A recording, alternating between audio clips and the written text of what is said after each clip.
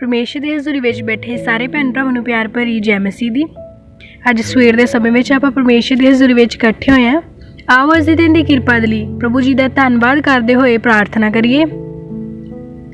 Hallelujah hallelujah hallelujah hallelujah. ਧੰਨਵਾਦ ਧੰਨਵਾਦ ਧੰਨਵਾਦ ਪਿਤਾ ਪਰਮੇਸ਼ਰ, ਸਰਵ ਸ਼ਕਤੀਮਾਨ ਜਿੰਦਾ ਪਰਮੇਸ਼ਰ, ਤੁਹਾਡਾ ਧੰਨਵਾਦ ਕਰਦੇ ਹਾਂ, ਤੁਹਾਡੀ ਤਾਰੀਫ ਕਰਦੇ ਹਾਂ, ਤੁਹਾਡੇ ਨਾਮ ਨੂੰ ਮਹਿਮਾ ਅਤੇ ਵਡਿਆਈ ਦਿੰਦੇ ਹਾਂ ਮੇਰੇ ਪ੍ਰਭੂ ਜੀ। ਤੁਹਾਡੀ ਪਾਵਨ ਹਜ਼ੂਰੀ ਵਿੱਚ ਝੁਕਦੇ ਹਾਂ ਮੇਰੇ ਪਿਤਾ ਪਰਮੇਸ਼ਰ। ਅੱਜ ਦੇ ਸੁੰਦਰ ਦਿਨ ਦੇ ਲਈ ਤੁਹਾਡਾ ਧੰਨਵਾਦ ਕਰਦੇ ਹਾਂ ਪਿਤਾ। ਰਾਤ ਭਰ ਤੁਸੀਂ ਸਾਨੂੰ ਸੰਭਾਲ ਕੇ ਰੱਖਿਆ ਮੇਰੇ ਪ੍ਰਭੂ ਜੀ, ਮਿੱਠੀ ਪਿਆਰੀ ਨੀਂਦ ਦਿੱਤੀ ਮੇਰੇ ਪਿਤਾ ਪਰਮੇਸ਼ਰ। ਪ੍ਰਭੂ ਤੁਹਾਡਾ ਧੰਨਵਾਦ ਕਰਦੇ ਹਾਂ ਪ੍ਰਭੂ ਜੀ। ਅਸੀਂ ਆਪਣੇ ਦਿਨ ਦੇ ਸਾਰੇ ਭਲਾਂ ਨੂੰ ਤੁਹਾਡੇ ਤਾਕਤਵਰ ਹੱਥਾਂ ਵਿੱਚ ਸੌਂਪ ਦਿੰਦੇ ਹਾਂ। ਅਸੀਂ ਵਿਸ਼ਵਾਸ ਕਰਦੇ ਕਿ ਜਿੱਦਾਂ ਰਾਤ ਦੇ ਵੇਲੇ ਤੁਸੀਂ ਸਾਨੂੰ ਸੰਭਾਲ ਕੇ ਰੱਖਿਆ, ਦਿਨ ਦੇ ਵੇਲੇ ਵੀ ਤੁਸੀਂ ਸਾਨੂੰ ਸੰਭਾਲ ਕੇ ਰੱਖੋਗੇ ਪਿਤਾ। ਆਪਣੇ ਸਵਰਗ ਦੂਤਾਂ ਨੂੰ ਸਾਡੇ ਲਈ ਹੁਕਮ ਦਿਓ ਕਿ ਉਹ ਸਾਡੇ ਸਾਰੇ ਰਾਸਤੇ ਵਿੱਚ ਸਾਡੀ ਮਦਦ ਸਹਾਇਤਾ ਕਰਨ। ਹਰ ਇੱਕ ਖਤਰੇ, ਮੁਸੀਬਤ, ਦੁਰਘਟਨਾ, ਪਰੇਸ਼ਾਨੀ ਔਰ ਬਿਮਾਰੀ ਤੋਂ ਸਾਨੂੰ ਬਚਾ ਕੇ ਰੱਖਣ ਪਿਤਾ। ਅਸੀਂ ਅੱਜ ਆਪਣੇ ਦਿਨ ਦੀ ਸ਼ੁਰੂਆਤ ਤੁਹਾਡੇ ਪਵਿੱਤਰ ਵਚਨ ਦੇ ਨਾਲ ਕਰਨ ਜਾ ਰਹੇ ਹਾਂ ਮੇਰੇ ਪ੍ਰਭੂ ਜੀ। ਪਿਤਾ, ਅੱਜ ਦਾ ਦਿੱਤਾ ਹੋਇਆ ਤੁਹਾਡਾ ਇਹ ਖਾਸ ਵਚਨ ਸਾਡੇ ਹਿਰਦਿਆਂ ਦੇ ਅੰਦਰ ਜਮ੍ਹਾਂ ਹੋ ਜਾਵੇ ਔਰ ਸਾਡੇ ਲਈ ਆਸ਼ੀਸ਼ ਤੇ ਬਰਕਤ ਦਾ ਕਾਰਨ ਬਣੇ ਪ੍ਰਭੂ ਜੀ। ਕੋਈ ਵੀ ਸ਼ੈਤਾਨ ਦੀ ਸ਼ਕਤੀ ਇਸ ਸੁੰਦਰ ਸਮੇਂ ਨੂੰ, ਇਸ ਪਾਕ ਵਚਨ ਨੂੰ ਸਾਡੇ ਕੋਲੋਂ ਚੁਰਾ ਨਾ ਪਾਵੇ। ਔਰ ਪ੍ਰਭੂ ਜੀ, ਜੋ ਵੀ ਜਨ ਇਸ ਪਾਕ ਵਚਨ ਨੂੰ ਸੁਣੇ ਉਹ ਤੁਹਾਡੇ ਨਾਮ ਵਿੱਚ ਵਾਧਾ ਔਰ ਤਰੱਕੀ ਕਰਦਾ ਜਾਵੇ। ਅਸੀਂ ਇਹ ਮੰਗਦੇ ਹਾਂ ਸਾਡੇ ਪ੍ਰਭੂ ਯਿਸੂ ਮਸੀਹ ਜੀ ਦੇ ਨਾਮ ਵਿੱਚ, ਆਮੀਨ। ਅੱਜ ਆਪਾਂ ਪਰਮੇਸ਼ਰ ਦੇ ਦੁਆਰਾ ਹੋਏ ਵੱਡੇ ਕੰਮਾਂ ਦੀਆਂ ਗਵਾਹੀਆਂ ਨੂੰ ਜਾਣਾਂਗੇ। ਪਹਿਲੀ ਗਵਾਹੀ ਬ੍ਰਦਰ ਬਲਜੀਤ ਸਿੰਘ ਦੀ ਆ, ਜਿਨ੍ਹਾਂ ਨੂੰ ਬਹੁਤ ਜ਼ਿਆਦਾ ਬੁਖਾਰ ਸੀ ਔਰ BP ਵੀ ਲੋ ਹੋ ਜਾਂਦਾ ਸੀ। ਉਹ ਜਦੋਂ ਵੀ ਉੱਠਦੇ ਸਨ, ਉੱਠ ਕੇ ਚੱਲਣ ਦੀ ਕੋਸ਼ਿਸ਼ ਕਰਦੇ ਸਨ ਤਾਂ ਉਹਨਾਂ ਨੂੰ ਉਲਟੀਆਂ ਆਉਣ ਲੱਗ ਜਾਂਦੀਆਂ ਸਨ। ਤਾਂ ਵੀ ਬ੍ਰਦਰ ਦੀ ਮਦਰ ਨੇ ਵਿਸ਼ਵਾਸ ਦੇ ਨਾਲ ਪ੍ਰੇਅਰ ਲਾਈਨ ਨੰਬਰ 'ਤੇ ਕਾਲ ਕਰਕੇ ਪ੍ਰੇਅਰ ਕਰਵਾਈ। ਪ੍ਰੇਅਰ ਤੋਂ ਬਾਅਦ ਬ੍ਰਦਰ ਬਿਲਕੁਲ ਠੀਕ ਹੋ ਗਏ ਹਨ। ਉਹ ਉੱਠ ਕੇ ਚੱਲ ਫਿਰਨ ਲੱਗੇ, ਖਾਣ ਪੀਣ ਲੱਗੇ ਔਰ ਪਰਮੇਸ਼ਰ ਨੇ ਉਹਨਾਂ ਨੂੰ ਤੰਦਰੁਸਤੀ ਦਿੱਤੀ। ਇਸ ਗਵਾਹੀ ਦੇ ਲਈ ਅਸੀਂ ਪਰਮੇਸ਼ਰ ਦਾ ਦਿਲ ਤੋਂ ਧੰਨਵਾਦ ਕਰਦੇ ਹਾਂ। ਦੂਸਰੀ ਗਵਾਹੀ ਸਿਸਟਰ ਜਸਵੰਤ ਕੌਰ ਦੀ ਆ, ਜੋ ਕਿ 50 ਸਾਲ ਦੇ ਨੇ। ਸਿਸਟਰ ਨੇ ਵਰਤ ਰੱਖੇ ਸਨ। ਸਿਸਟਰ ਦੱਸਦੇ ਨੇ ਕਿ ਹਰ ਰੋਜ਼ ਸਵੇਰ 3:30 ਵਜੇ ਦੇ ਟਾਈਮ ਤੇ ਉਹਨਾਂ ਦੀ ਲੱਤ ਦੀ ਖੱਲੀ ਚੜ੍ਹ ਜਾਂਦੀ ਸੀ, ਜਿਹਦੇ ਕਰਕੇ ਉਹਨਾਂ ਨੂੰ ਬਹੁਤ ਜ਼ਿਆਦਾ ਤਕਲੀਫ ਹੁੰਦੀ ਸੀ। ਵਰਤ ਦੇ ਸਮੇਂ ਦੇ ਵਿੱਚ ਸਿਸਟਰ ਨੇ ਇਸ ਪ੍ਰੋਬਲਮ ਤੋਂ ਬਿਲਕੁਲ ਛੁਟਕਾਰਾ ਪਾਇਆ ਆ। ਔਰ ਇਹਨਾਂ ਸਾਰੀਆਂ ਗਵਾਹੀਆਂ ਦੇ ਲਈ ਅਸੀਂ ਪਰਮੇਸ਼ਰ ਦਾ ਦਿਲ ਤੋਂ ਧੰਨਵਾਦ ਕਰਦੇ ਹਾਂ। ਕਾਫੀ ਦਿਨਾਂ ਤੋਂ ਅਸੀਂ ਵਰਤ ਦੀਆਂ ਗਵਾਹੀਆਂ ਸੁਣ ਰਹੇ ਔਰ ਕਾਫੀ ਲੰਬੇ ਸਮੇਂ ਤੋਂ ਬਹੁਤ ਸਾਰੇ ਭੈਣ ਭਾਈ ਵਰਤ ਕਰ ਵੀ ਰਹੇ ਨੇ ਔਰ ਵਰਤ ਰੱਖਣਾ ਵੀ ਕਈ ਲੋਕ ਚਾਹ ਰਹੇ ਨੇ, ਪਰ ਉਹਨਾਂ ਦੀਆਂ ਅਲੱਗ-ਅਲੱਗ ਪ੍ਰੋਬਲਮਸ ਹੋਣ ਦੇ ਕਰਕੇ ਉਹ ਵਰਤ ਨਹੀਂ ਰੱਖ ਪਾ ਰਹੇ। ਔਰ ਜਿਹੜੇ ਰੱਖ ਰਹੇ ਨੇ ਉਹ ਨਵੇਂ-ਨਵੇਂ ਤਰੀਕਿਆਂ ਨਾਲ ਵਰਤ ਰੱਖਣਾ ਚਾਹ ਰਹੇ ਨੇ। ਤਾਂ ਅੱਜ ਫਿਰ ਤੋਂ ਆਪਾਂ ਵਰਤ ਦੇ ਵਚਨਾਂ ਦੇ ਨਾਲ ਆਏ ਹਾਂ ਕਿ ਵਰਤ ਕਿੰਨੇ ਤਰ੍ਹਾਂ ਦਾ ਹੁੰਦਾ ਆ, ਕਿਸ-ਕਿਸ ਤਰੀਕੇ ਨਾਲ ਅਸੀਂ ਵਰਤ ਰੱਖ ਸਕਦੇ ਹਾਂ, ਕਿਸ ਟਾਈਮ ਵਰਤ ਰੱਖ ਸਕਦੇ ਔਰ ਖ਼ਾਸ ਤੌਰ 'ਤੇ ਅੱਜ ਆਪਾਂ ਰਾਤ ਦੇ ਵਰਤ ਬਾਰੇ ਗੱਲ ਕਰਾਂਗੇ। ਤਾਂ ਸਭ ਤੋਂ ਪਹਿਲਾਂ ਅਸੀਂ ਵਰਤ ਜਾਣਾਂਗੇ ਵਚਨ 'ਚੋਂ ਅਸੀਂ ਪੜ੍ਹਾਂਗੇ ਅਸਤਰ 4 ਉਹਦੀ 16 ਨੰਬਰ ਆਇਤ ਨੂੰ। ਤੂੰ ਜਾ ਕੇ ਸ਼ੂਸ਼ਨ ਦੇ ਸਾਰੇ ਯਹੂਦੀਆਂ ਨੂੰ ਇਕੱਠਿਆਂ ਕਰ ਅਤੇ ਤੁਸੀਂ ਸਾਰੇ ਮਿਲ ਕੇ ਮੇਰੇ ਲਈ ਵਰਤ ਰੱਖੋ। 3 ਦਿਨ 3 ਰਾਤ ਤੱਕ ਨਾ ਕੁਝ ਖਾਣਾ ਅਤੇ ਨਾ ਪੀਣਾ। ਮੈਂ ਵੀ ਆਪਣੀਆਂ ਸਹੇਲੀਆਂ ਸਮੇਤ ਇਸੇ ਤਰ੍ਹਾਂ ਹੀ ਵਰਤ ਰੱਖਾਂਗੀ ਅਤੇ ਇਸੇ ਤਰ੍ਹਾਂ ਹੀ ਮੈਂ ਨਿਯਮ ਦੇ ਵਿਰੁੱਧ ਰਾਜਾ ਦੇ ਕੋਲ ਅੰਦਰ ਜਾਵਾਂਗੀ ਅਤੇ ਜੇਕਰ ਮੈਂ ਨਾਸ਼ ਹੋ ਗਈ ਤਾਂ ਹੋ ਗਈ। ਹਾਲੇਲੂਇਆ। ਤਾਂ ਇਸ ਵਚਨ ਦੇ ਵਿੱਚ ਅਸੀਂ ਪੜ੍ਹਿਆ ਕਿ ਅਸਤਰ ਨੇ ਆਪਣੇ ਲੋਕਾਂ ਨੂੰ ਬਚਾਉਣ ਦੇ ਲਈ 3 ਦਿਨ ਅਤੇ 3 ਰਾਤਾਂ ਦਾ ਵਰਤ ਰੱਖਿਆ। ਮਤਲਬ ਲਗਾਤਾਰ ਬਿਨਾਂ ਨਾਗਾ ਪਾਏ, ਬਿਨਾਂ ਕੁਝ ਖਾਧੇ ਤੇ ਬਿਨਾਂ ਹੀ ਕੁਝ ਪੀਤੇ। ਇਹ ਵਰਤ ਹੁੰਦਾ ਜਿਹੜਾ ਬਹੁਤ ਸਖਤ ਹੁੰਦਾ, ਬੜਾ ਹਾਰਡ ਹੁੰਦਾ ਆ ਕਿ 3 ਦਿਨ ਅਤੇ 3 ਰਾਤਾਂ ਦਾ ਸਮਾਂ ਬੜਾ ਲੰਬਾ ਹੁੰਦਾ। ਉਹਦੇ ਵਿੱਚ ਨਾ ਤਾਂ ਅਸੀਂ ਕੁਝ ਖਾ ਸਕਦੇ ਆ ਤੇ ਨਾ ਹੀ ਪੀ ਸਕਦੇ ਆ। ਅਜਿਹੇ ਵਰਤ ਆ ਜੋ ਉਹ ਬੰਦਾ ਰੱਖ ਸਕਦਾ ਜਿਹੜਾ ਕਵੇ ਕਿ ਮੈਂ ਸੱਚਮੁੱਚ ਇਹਨੂੰ ਨਿਭਾ ਸਕਦਾ ਆ, ਮੈਂ ਕਰ ਸਕਦਾ ਆ ਇਹ। ਔਰ ਇਸ ਵਰਤ ਦਾ ਪ੍ਰਤੀਫਲ ਸੱਚਮੁੱਚ ਸਾਡੇ ਲਈ ਬਹੁਤਾਇਤ ਵਾਲਾ ਹੋਏਗਾ ਕਿ 3 ਦਿਨ ਅਤੇ 3 ਰਾਤ ਦੇ ਵਿੱਚ ਨਾ ਕੁਝ ਖਾਣਾ, ਨਾ ਕੁਝ ਪੀਣਾ, ਸਿਰਫ ਪ੍ਰਭੂ ਦੇ ਨਾਲ ਜੁੜੇ ਰਹਿਣਾ। ਜ਼ਿਆਦਾ ਸੰਸਾਰਿਕ ਕੰਮਾਂ ਵੱਲ ਵੀ ਨਹੀਂ ਜਾਣਾ, ਪਰ ਬਿਨਾਂ 3 ਦਿਨ ਕਿਸੇ ਸੰਸਾਰਿਕ ਐਨਰਜੀ ਤੋਂ ਪਰਮੇਸ਼ਰ ਦੇ ਵਚਨ ਦੇ ਸਹਾਰੇ ਜ਼ਿੰਦਾ ਰਹਿਣਾ।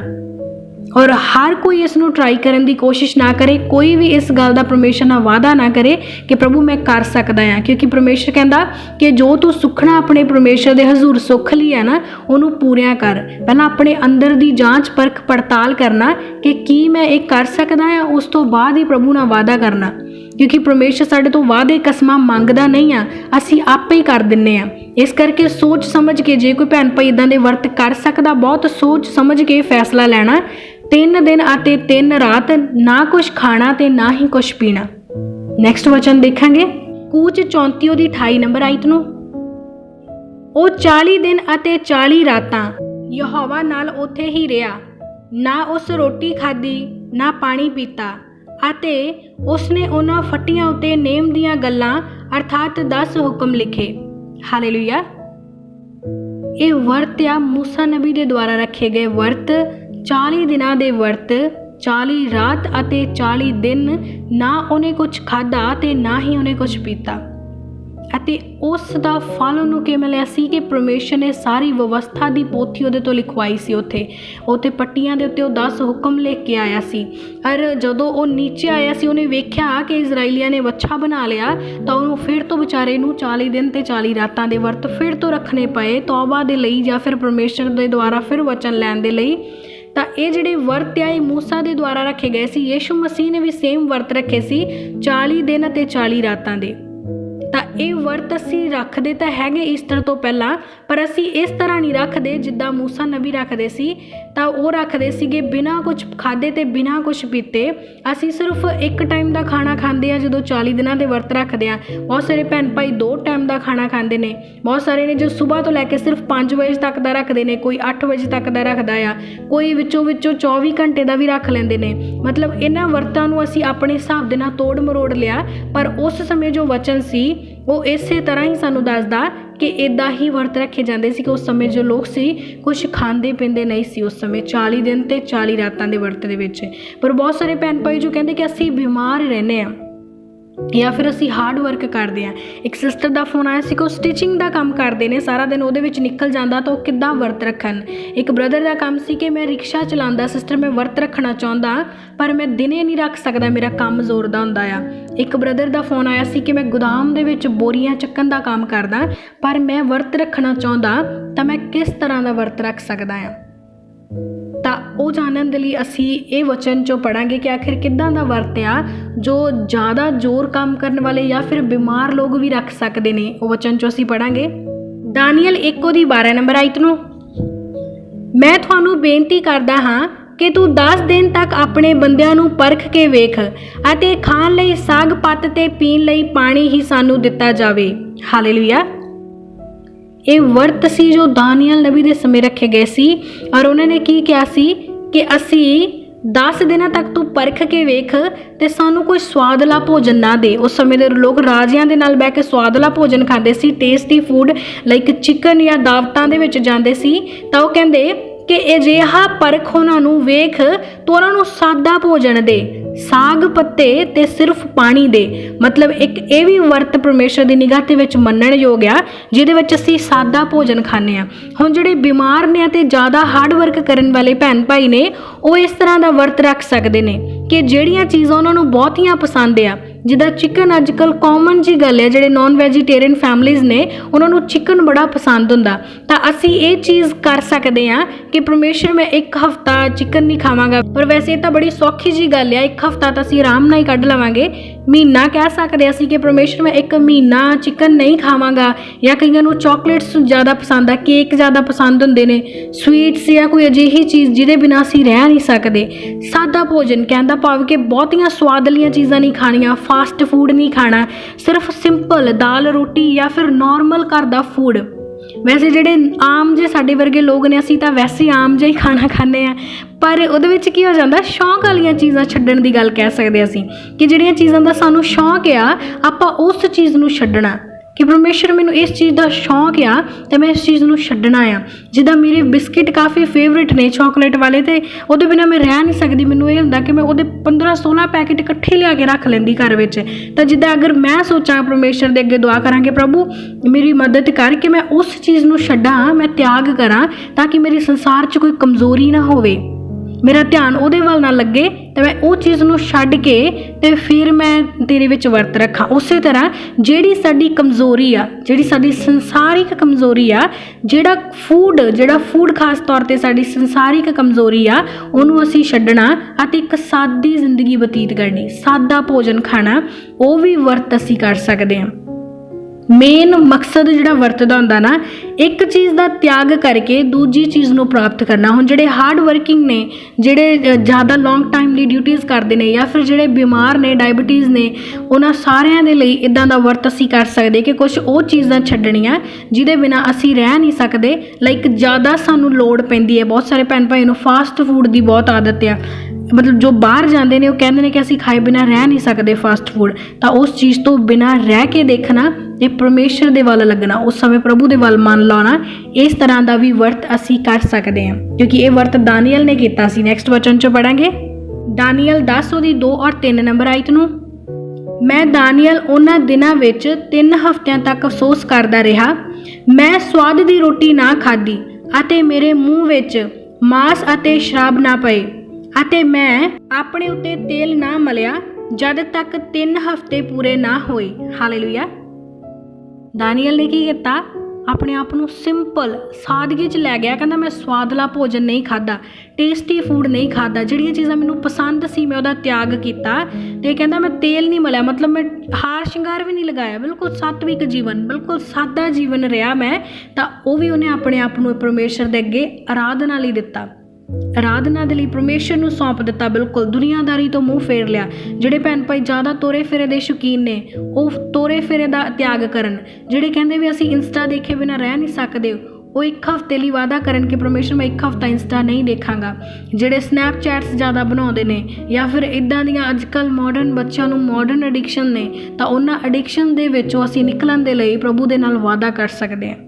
ਕਿਉਂਕਿ ਜਿਹੜੀ ਚੀਜ਼ ਸਾਡੀ ਸਭ ਤੋਂ ਪਿਆਰੀ ਹੈ, ਅਗਰ ਅਸੀਂ ਉਹਦਾ ਤਿਆਗ ਕਰਾਂਗੇ ਤਾਂ ਫਿਰ ਹੀ ਸਾਨੂੰ ਉਹਦੇ ਨਾਲੋਂ ਉੱਤਮ ਚੀਜ਼ ਮਿਲੇਗੀ। ਜਿੱਦਾਂ ਦਾਨੀਅਲ ਨੇ ਛੱਡਿਆ ਤੇ ਉਹਨੇ ਆਪਣੇ ਆਪ ਨੂੰ ਪਰਮੇਸ਼ਰ ਦੇ ਅੱਗੇ ਸੌਂਪ ਦਿੱਤਾ ਤੇ ਅਫਸੋਸ ਕਰਦਾ ਰਿਹਾ, ਉਸੇ ਤਰ੍ਹਾਂ ਅਸੀਂ ਵੀ ਆਪਣੀ ਕੁਝ ਖਾਸ ਚੀਜ਼ ਨੂੰ ਜਿਹਦੇ ਬਿਨਾਂ ਅਸੀਂ ਨਹੀਂ ਰਹਿ ਸਕਦੇ ਉਹਨੂੰ ਛੱਡਣਾ ਆ। ਤਾਂ ਉਹਨੂੰ ਛੱਡ ਕੇ ਅਸੀਂ ਫਾਸਟ ਕਰ ਸਕਦੇ ਹਾਂ। ਔਰ ਇਹਦੇ ਵਿੱਚ ਸਾਡਾ ਹੁਣ ਕੋਈ ਬਹਾਨਾ ਨਹੀਂ ਚੱਲ ਸਕਦਾ ਕਿ ਅਸੀਂ ਮੈਡੀਸਨ ਖਾਣੀ ਹੁੰਦੀ ਆ ਵੀ, ਜਾਂ ਫਿਰ ਅਸੀਂ ਹਾਰਡ ਵਰਕ ਕਰਦੇ ਹਾਂ। ਹੁਣ ਇਹਦੇ ਵਿੱਚ ਸਾਡਾ ਡੇਲੀ ਦਾ ਫੂਡ ਬੈਲੈਂਸ ਵੀ ਹੁੰਦਾ ਰਹੇਗਾ, ਮੈਡੀਸਨ ਵੀ ਖਾ ਲਵਾਂਗੇ, ਪਰ ਉਹਦੇ ਬਿਨਾਂ ਅਸੀਂ ਕੁਝ ਬੈਡ ਹੈਬਿਟਸ ਤੋਂ ਬਚ ਸਕਦੇ ਹਾਂ। ਨੈਕਸਟ ਵਚਨ 'ਚ ਜਾਣਾਂਗੇ, ਯੂਨਾ 3 ਦੀ 5 ਨੰਬਰ ਆਇਤ ਨੂੰ। ਤਦ ਨਿਨਵਾ ਦੇ ਲੋਕਾਂ ਨੇ ਪਰਮੇਸ਼ਰ ਦੇ ਵਚਨ ਉੱਤੇ ਵਿਸ਼ਵਾਸ ਕੀਤਾ ਤੇ ਵਰਤ ਰੱਖਣ ਦੀ ਮੁਨਾਦੀ ਕੀਤੀ, ਅਤੇ ਵੱਡਿਆਂ ਤੋਂ ਲੈ ਕੇ ਛੋਟਿਆਂ ਤੱਕ ਸਭ ਨੇ ਤੱਪੜ ਪਾ ਲਏ। ਹਾਲੇਲੂਇਆ। ਇਹ ਵਰਤ ਸੀ ਗਰੁੱਪ ਵਰਤ। ਅਸੀਂ ਗਰੁੱਪ 'ਚ ਵਰਤ ਰੱਖ ਸਕਦੇ ਹਾਂ। ਗਰੁੱਪ ਦੇ ਵਿੱਚ ਵਰਤ ਅਸੀਂ ਫਰੈਂਡ ਸਰਕਲ ਦੇ ਵਿੱਚ ਵਰਤ ਰੱਖ ਸਕਦੇ। ਸਪੋਜ਼ ਬਹੁਤ ਸਾਰੇ ਭੈਣ ਭਾਈ ਨੇ ਜੋ ਐਗਜ਼ਾਮਸ ਦੀ ਤਿਆਰੀ ਕਰਦੇ ਰਹਿੰਦੇ ਨੇ, ਗਵਰਨਮੈਂਟ ਐਗਜ਼ਾਮ ਦੇ ਲਈ ਜਾਂ ਫਿਰ ਆਇਲਸ ਦੇ ਐਗਜ਼ਾਮ ਦੇ ਲਈ, PT ਦੇ ਐਗਜ਼ਾਮ ਦੇ ਲਈ। ਤਾਂ ਅਗਰ ਤੁਸੀਂ ਕ੍ਰਿਸਚੀਅਨ ਫਰੈਂਡਸ ਹੈਗੇ ਆ ਤਾਂ ਮਿਲ ਕੇ ਤੁਸੀਂ ਗਰੁੱਪ ਦੇ ਵਿੱਚ ਫਾਸਟਿੰਗ ਕਰੋ ਕਿ ਆਪਾਂ ਸਾਰਿਆਂ ਨੇ ਇਹ ਐਗਜ਼ਾਮ ਪਾਸ ਕਰਨਾ ਆ। ਤਾਂ ਆਪਾਂ ਸਾਰੇ ਹੀ ਮਿਲ ਕੇ ਫਾਸਟਿੰਗ ਪ੍ਰੇਅਰ ਕਰਦੇ ਆ, 1 ਦਿਨ ਦੀ, 2 ਦਿਨ ਦੀ, 3 ਦਿਨ ਦੀ, ਜਿੰਨੇ ਦਿਨ ਵੀ ਕਰ ਸਕਦੇ ਹੋ। ਆਪਣੇ ਹਿਸਾਬ ਦੇ ਨਾਲ ਟਾਈਮਿੰਗ, ਆਪਣੇ ਹਿਸਾਬ ਦੇ ਨਾਲ ਸਭ ਕੁਝ ਸੈੱਟ ਕਰ ਸਕਦੇ ਹੋ। ਉਨਾ ਕੁ ਹੀ ਸਮਾਂ ਸੈੱਟ ਕਰੋ ਜਿੰਨਾ ਸਮਾਂ ਤੁਹਾਡਾ ਪ੍ਰਭੂ ਦੇ ਵਿੱਚ ਲੱਗੇ ਵੀ। ਤਾਂ ਅਸੀਂ ਗਰੁੱਪ ਫਾਸਟਿੰਗ ਕਰ ਸਕਦੇ ਹਾਂ ਆਪਣੀ ਚਰਚ ਦੀ ਗਰੋਥ ਦੇ ਲਈ, ਜਾਂ ਫਿਰ ਪਰਮੇਸ਼ਰ ਦੇ ਲੋਕਾਂ ਦੇ ਬਚਾਓ ਦੇ ਲਈ, ਜਾਂ ਫਿਰ ਕਿਸੇ ਦੁਖੀਆਂ ਬਿਮਾਰਾਂ ਦੇ ਲਈ। ਇੱਕ ਪੂਰਾ ਪਰਿਵਾਰ ਮਿਲ ਕੇ ਗਰੁੱਪ 'ਚ ਫਾਸਟਿੰਗ ਕਰ ਸਕਦਾ ਕਿ ਸਾਡੇ ਪਰਿਵਾਰ 'ਚ ਪ੍ਰਭੂ ਦਾ ਆਤਮਾ ਚੱਲਦਾ ਫਿਰਦਾ ਨਜ਼ਰ ਆਵੇ।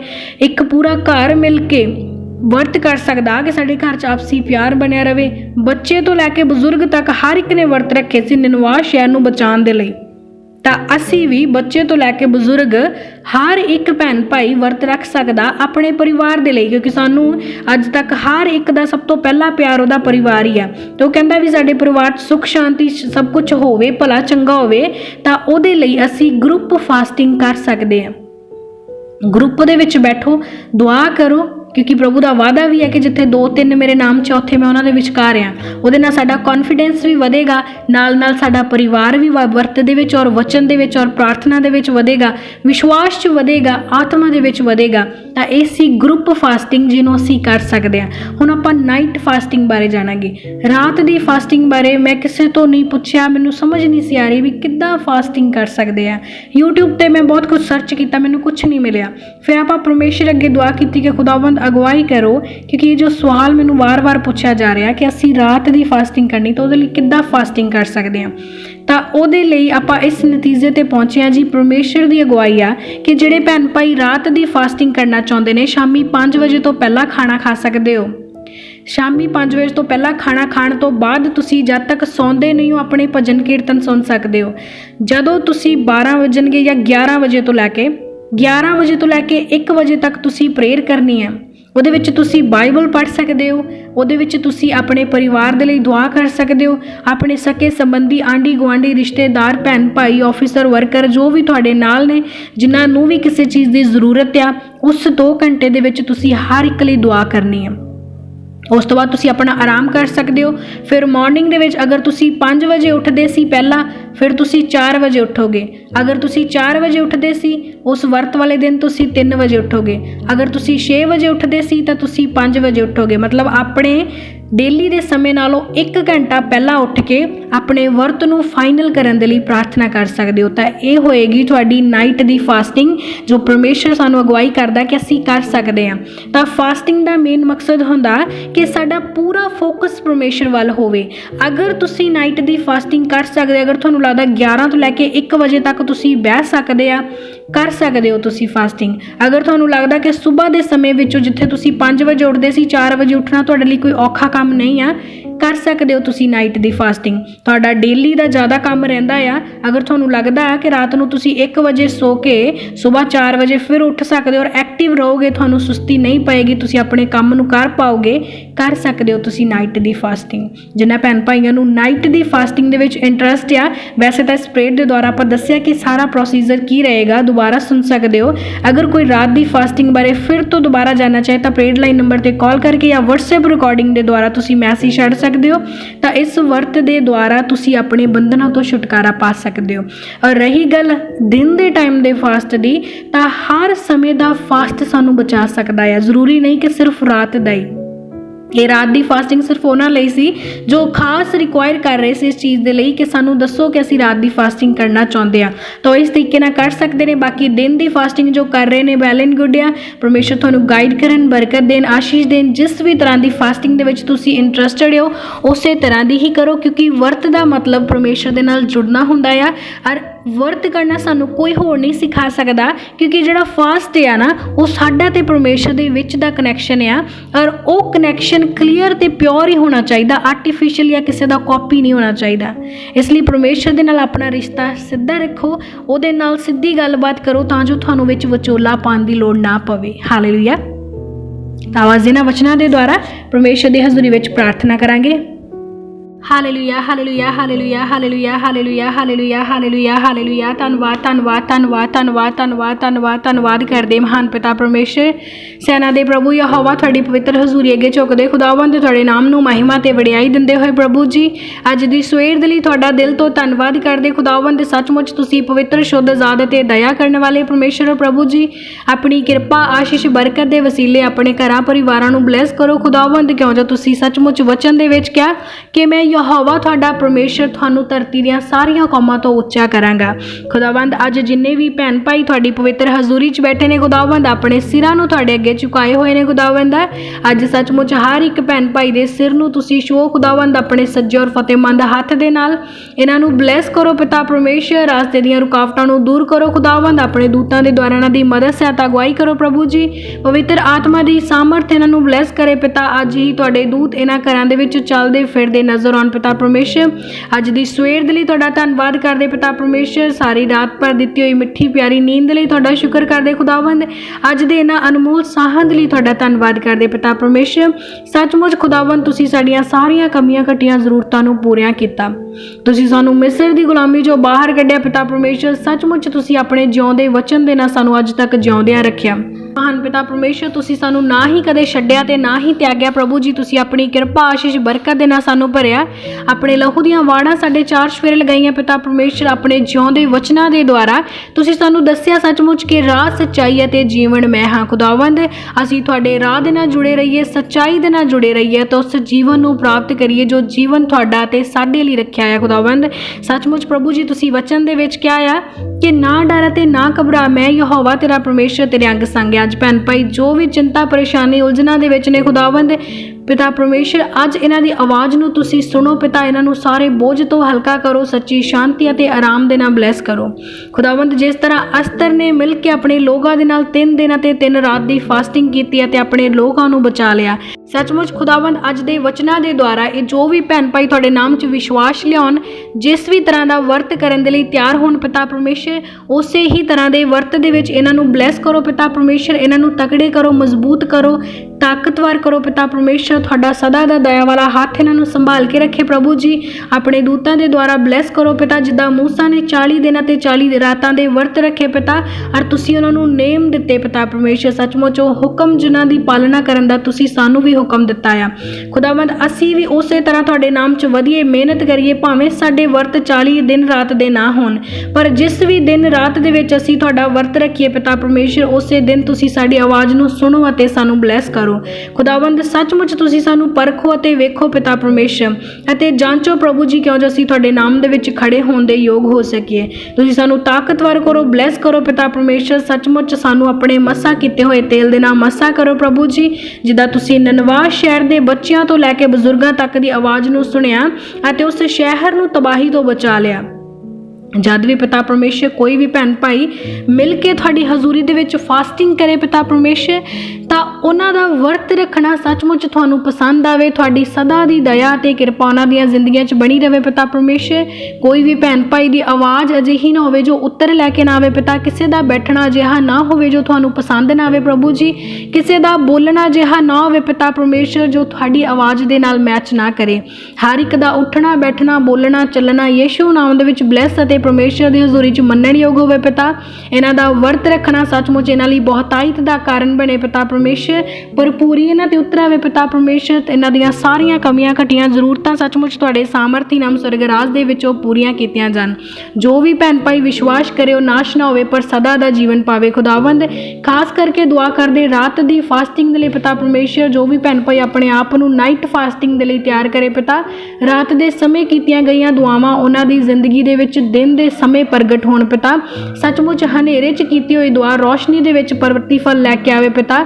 ਉਹ ਆਪਣੇ ਹਨੇਰੇ ਦੀਆਂ ਦੁਆਵਾਂ ਦਾ ਪ੍ਰਤੀਫਲ ਆਪਣੇ ਚਾਨਣ ਦੇ ਸਮੇਂ ਵਿੱਚ ਦੇਖ ਸਕਣ।